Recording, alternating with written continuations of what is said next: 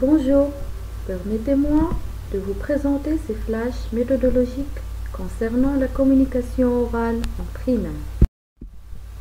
Vous n'avez qu'à suivre le schéma suivant. On commence tout d'abord par attirer l'attention de l'apprenant à l'image et on les incite à observer, prélever des indices et ce pour réactiver leur connaissance sur le sujet et émettre des hypothèses. Ce sera le tour d'écoute successive à partir d'un enregistrement audio, une visualisation d'une vidéo ou bien simplement la lecture expressive du dialogue par l'enseignant. Ces écoutes ont pour objectif la compréhension globale, c'est-à-dire définir la situation de communication, qui parle, à qui, pourquoi, où, quand et comment. Ensuite, viendra le tour d'une compréhension détaillée, parsemée de corrections phonétiques ou bien une dramatisation pour les niveaux inférieurs. Un travail sur la langue viendra après, et ce, selon la trame suivante. On va étudier le lexique et les structures figurant dans le dialogue à partir d'une contextualisation.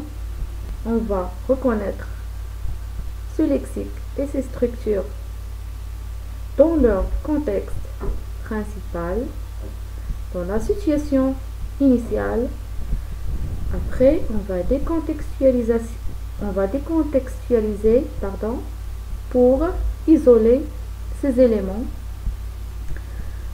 et les étudier isolément.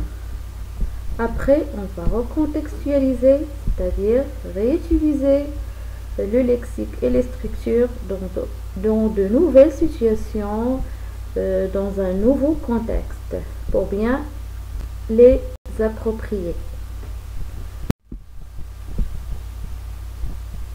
La dernière et la plus importante étape de cette démarche interactive portera sur la production et la remédiation. Les apprenants vont produire des énoncés ou bien des dialogues à partir des consignes suggérées par l'enseignant ou ils vont les produire d'une manière libre. On va procéder après, bien sûr, par une remédiation des fautes récurrentes commises par les apprenants. Un dernier ajout, cette démarche, c'est-à-dire avant, pendant et après, peut s'appliquer à toutes les disciplines du primaire, que ce soit en français ou bien en arabe.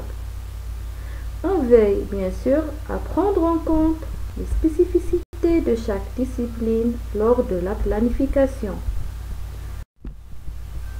Bon courage!